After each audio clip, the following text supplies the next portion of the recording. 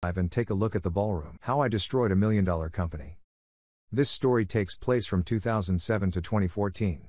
I went to school for television production. I worked in a TV studio on several TV shows and documentaries and was so good that I later opened up my own video production business. But the thing you need to know about this industry is that the starting cost can be massive when you begin.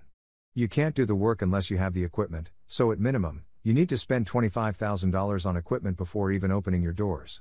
And so during the first couple of years when my company was still in the red and paying off the cost of equipment, I decided I would take on a side job that could provide a consistent livable income.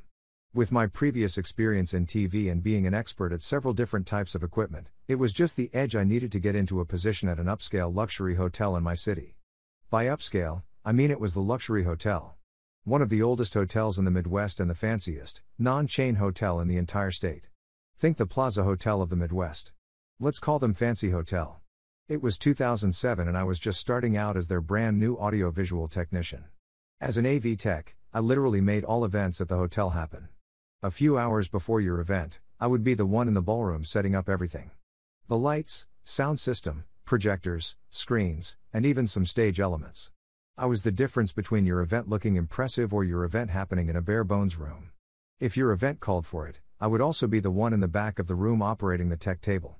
This is one of the areas my previous experience in the TV studio came in handy.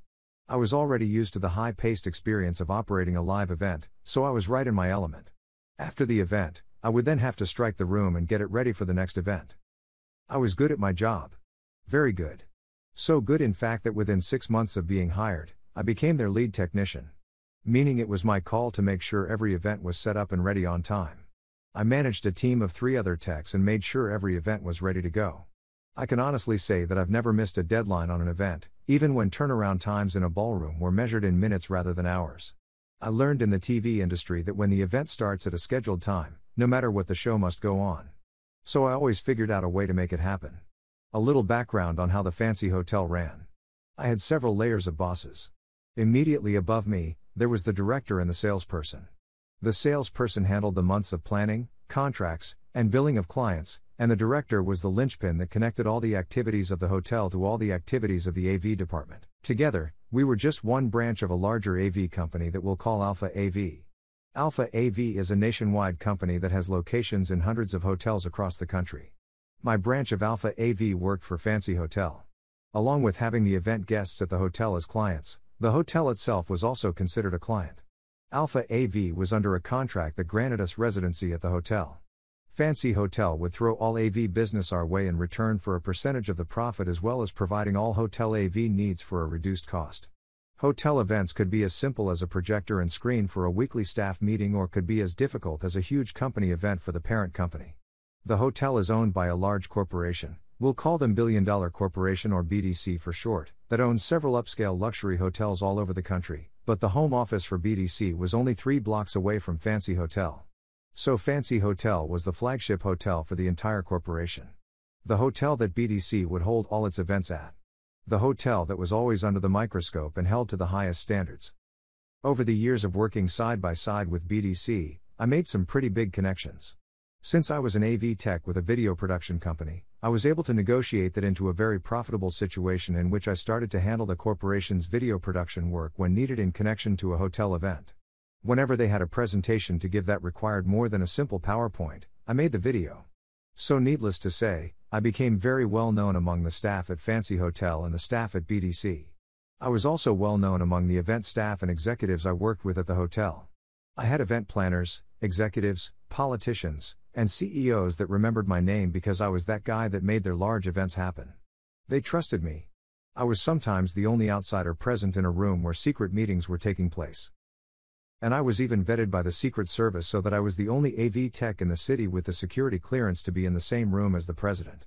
Those years with Alpha AV were some of the best years of my professional career, and I received constant praise and recognition from clients, the hotel, and BDC. But all things must come to an end, and in 2012, Alpha AV's contract was up. BDC had the choice to either renew the contract or go with a different AV company. Enter Beta AV. Over the last year and a half, they've been growing and moving into our territory. It was no secret that a couple of Beta AV's executives had the ear of some of the BDC executives, so it was no surprise when the decision was made that in order to cut costs, Alpha AV was underbid and Beta AV would become the next resident of the hotel. Did I mention this was a national deal?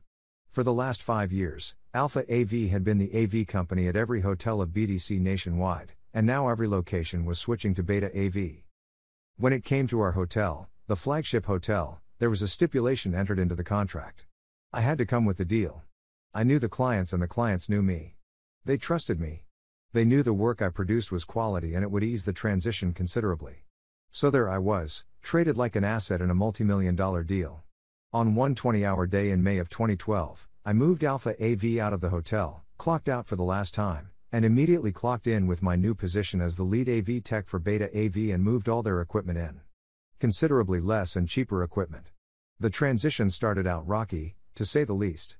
The clients trusted me, and the hotel trusted me, but I could tell my new company still saw me as a member of a rival AV company. An extra person that they were required to hire. The contradiction started almost immediately. I had been running the storage rooms for 5 years and so I knew where to store the equipment in the most efficient manner possible, but they made sure to correct me and make sure we moved the equipment in the way they wanted it. Over the next 2 months, they quickly learned that I was correct and the equipment made its way into the proper spots. The AV office also went through some changes as it became off limits for us technicians. It was to be an office for the director, the salesperson, and for clients. There was to be no reason for us technicians to have to cross paths with the clients. In the 5 years with Alpha AV and my years at Beta AV, never had a client actually set foot in the AV office. We always came to them, they never came to us, so all this new policy did was take away my desk and anywhere else for my technicians to sit in our downtime between events. Those were just changes that screwed with us technicians. Over the next year, the changes this new AV company made started to affect the clients. A pattern started to emerge which the clients began to pick up on. Clients who had the same event at the hotel year after year for decades suddenly noticed a steep rise in the cost of everything. And then when the clients arrive and take a look at the ballroom, it's nowhere near as fancy as in previous years. In short, we were overcharging and under-delivering. I would try to slip our clients some of the equipment I knew they needed, but the new sales guy put a stop to it whenever he caught me. If they didn't pay for it, they didn't get it. A whole year of this occurred with clients getting bare bones for what they paid for. My reputation held for a little bit, but clients soon realized my hands were tied and I wasn't allowed to give them the exceptional level of service they expected from me. Sales started to slow down and events started to use outside AV companies more often. After a year of this steady decline, there was a shake-up in the hotel. The AV director took this decline as a sign that it was time for him to retire and the sales guy moved on to another position. When they left, a new director transferred in from another hotel. He's taking on both positions as both the director and sales. The previous duo may have been bad at the job, but this new guy made them look good by comparison. How do you fix charging too much? By charging even more. How do you talk to your clients? You talk down to them and make sure they know that you know more than they do. I literally had to take an active role in pushing him out of events when he would start to openly argue with event planners. I may not have had official authority over him, but at points when he took things too far with clients, I was not above treating him like a child and banishing him to his office. Over the years I built up my reputation in the city as the AV tech that everyone wanted to work with, and this guy could undo all my hard work and destroy my reputation in a single interaction. When this new director took over, the writing was on the wall. Beta AV was a sinking ship and the captain of the flagship hotel was drunk with power and actively aiming for the iceberg. I was still friends with many of the executives at BDC, so I still had a sentimental connection to try to stick with the hotel and rescue it from the downward spiral. I had to figure out a way to retain the clients. But that's very difficult to do with the way the new director was crippling our reputation. Beta AV was corrupt all the way to the top with policies that valued money and power over giving our clients what they need for their events. At our lowest point, we had staple events that were held consistently at our hotel for decades suddenly switching to other hotels. Do you have any idea how much attention it attracts in a billion-dollar corporation when your AV company is responsible for losing the hotel millions of dollars in events? The decline was getting bad, and the final straw came when the decline affected the hours. We 4 technicians were lucky to get 10 hours of work a week. Clients at the hotel just weren't going with us anymore, and so there were not enough hours to go around. An AV tech doesn't work at a normal set time. They work only when there's an event to work, so if there is no work, then there is no hours. If there are no hours, then there is no pay. And as an AV technician, you need to be ready to go whenever an event was scheduled, so having a supplementary part-time job to fill in the gaps was impossible. We had it. I started to orchestrate a little operation in our massive amount of free time. We all started looking for new jobs. And by us all, I don't just mean the 4 technicians at Fancy Hotel. A similar decline was happening at all the other Beta AV hotels in our area, and so I convinced every technician in the area to start job searching if they weren't already doing so. As luck would have it, our job searches were all receiving some very promising results at roughly the same time. So a synchronized event was possible. Now nothing can be proven I had anything to do with it, but a friend of mine at Alpha AV, my old director who was now promoted into an executive position, may or may not have been given a sufficient heads up on what was about to happen. A hint or two may have also made its way somehow to a couple of friends I still had at BDC. BDC was really getting pissed off at Beta AV, but they were locked into the same 5-year contract and had no choice but to endure the decline until the contract was up. Unless something significant happened to break that contract.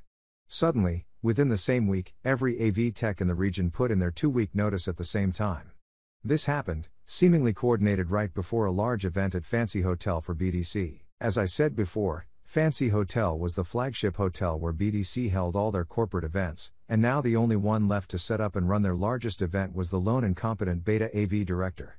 This problem created a massive ripple effect through Beta AV. The biggest yearly event, for their biggest client, at the flagship hotel was in jeopardy and they did not have the manpower to deliver what they promised. They were in breach of the contract. But lucky, Alpha AV somehow heard about all these problems coming up and was able to swoop in and provide the most impressive AV setup BDC ever had at their event. This series of events really impacted Beta AV's worth as a company, and Alpha AV was glad to step in and make Beta AV an offer. Alpha AV ended up absorbing Beta AV. All equipment and personnel became part of Alpha AV.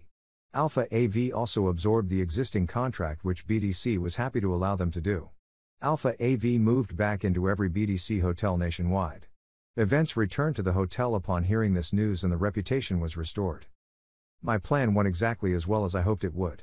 The mass quitting I organized was the final nail in the coffin to take down a multi-million-dollar AV company. Alpha AV was able to expand back to the size they were before and is still at all of BDC's hotels to this day. BDC was hemorrhaging money due to Beta AV, and they were quite relieved to be rid of them. Unfortunately, the story never really had a happy ending for me. As I mentioned, I held on to the position for far too long. I should have gotten out 2 years earlier than I did, and in those 2 years of minimal hours for minimal pay, I ended up in a financial black hole that I just finished digging myself out of last year. My car was repossessed, my condo was foreclosed, and my business was forced to close its doors as I had to sell all my equipment just to get by. From that point on, I was forced to give up on following my dreams and instead follow the money instead. To get positions that paid big rather than positions that allowed me to do the kind of work I love to do. Beta AV took everything from me, but I can proudly say that I was the one tech responsible for taking